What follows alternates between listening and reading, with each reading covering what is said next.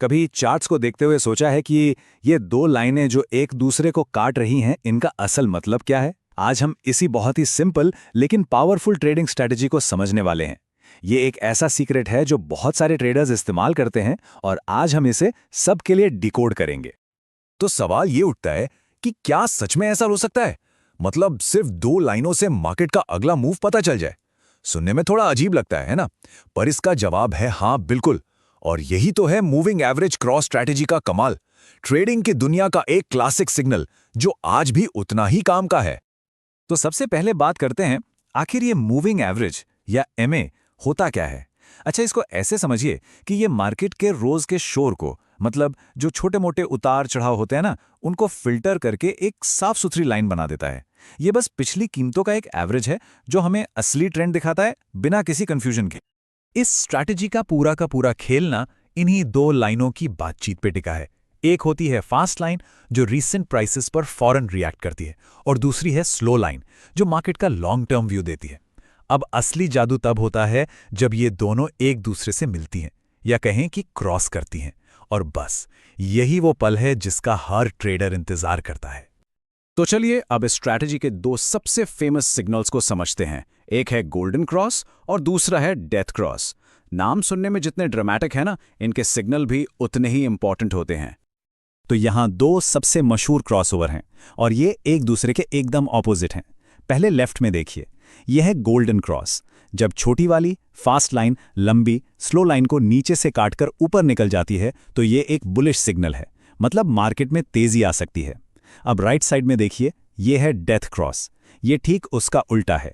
जब fast line slow line को ऊपर से काटकर नीचे चली जाती है तो यह मंदी का सिग्नल होता है, यानी मार्केट के गिरने का इशारा।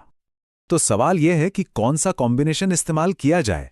जवाब छिपा है ट्रेडिंग स्टाइल में। इस टेबल को देखिए, सब क्लियर हो जाएगा।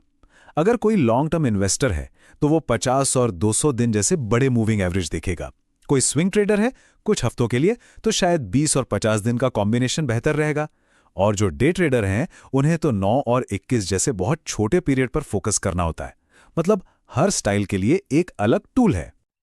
लेकिन एक मिनट, हर स्ट्रैटेजी की तरह ये भी फूल प्रूफ नहीं है। इसकी भी एक बहुत बड़ी कमजोरी है जिसके बारे में जानना बहुत बहुत जरूरी है। और इस कमजोरी का नाम है विपसॉ ट्रैप। ये एक ऐसा खतरनाक जाल है जो अच्छे अच्छे ट्रेडर्स का पैसा डुबो सकता है, खासकर तब जब मार्केट कहीं नहीं जा रहा हो, बस एक छोटी सी रेंज में ऊपर नीचे घूम रहा हो। तो ये विपसॉ आखिर है क्या भला? सोचिए, मार्केट एक बॉक्स में बंद हो गया है, कहीं जा ही नहीं रहा। ऐसे में क्या होता है, हमारी फास्ट और स्लो लाइनें ना बार बार एक दूसरे को काटती रहती हैं, वो भी बिना किसी मतलब के। एक मिनट में खरीदने का सिग्नल, अगले ही मिनट बेचने का, और नतीजा लगातार छोटे छोटे नुकसान जो धीरे धीरे करके अकाउंट को खाली कर देते हैं।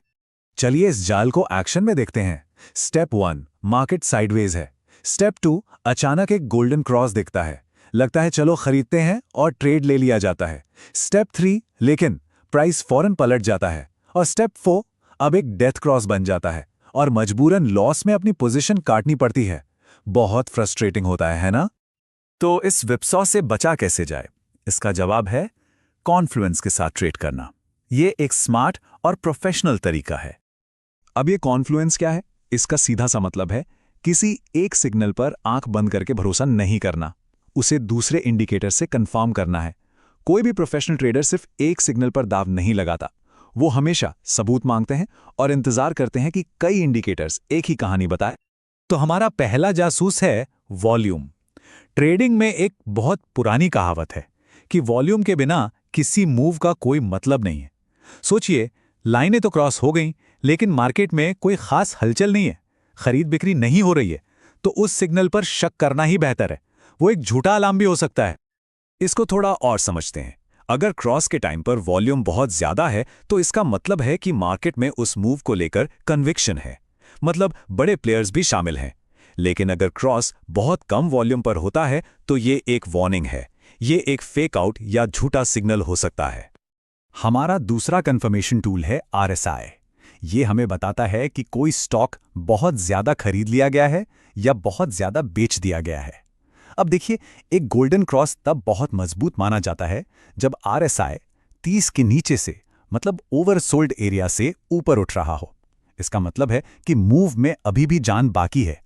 लेकिन अगर गोल्डन क्रॉस तब हो रहा है जब आरएसआई पहले से ही 70 के ऊपर है, मतलब ओवरबॉट है, तो सावधान, हो सकता है कि पार्टी में बहुत देर हो चुकी है। और हमारा तीसरा और आखिरी टूल है ADX। इसको आप ट्रेंड का स्ट्रेंथ मीटर समझ सकते हैं।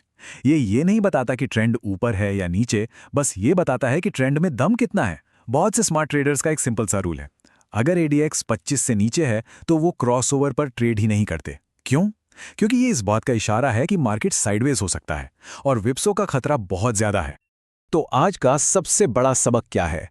देखिए, मूविंग एवरेज क्रॉस एक बेहतरीन शुरुआती पॉइंट है, पर यह पूरी कहानी नहीं है। असली पावर तब आती है जब इसे वॉल्यूम, RSI और ADX जैसे दूसरे टूल्स के साथ मिलाया जाता है। तो अब सोचने वाली बात यह है कि किसी की अपनी ट्रेडिंग स्टाइल के लिए इनमें से कौन सा कंफर्मेशन टूल सबसे अच्छा काम करेगा। इस पर जरूर सोचिएगा। अगली बार तक सोच समझकर ट्रेड करें।